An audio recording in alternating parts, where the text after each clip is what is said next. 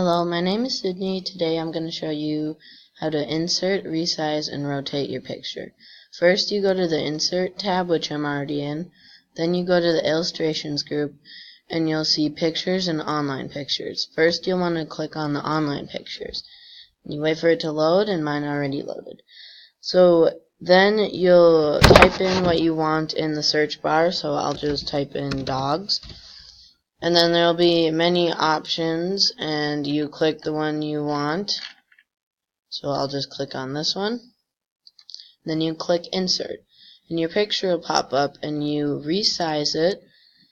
And to do this, you click on the corners and you drag them out or in, depending on how big you want your picture. You drag them in if you want it smaller, and out if you want it larger. So this is a good size. Now I'm going to show you how to rotate your picture. You'll see this spinning icon on the top of it. You hold it and you tilt it to whichever direction you want it, and it'll keep turning it until you want it. So I'll put it back, and that is how you insert, resize, and rotate your images.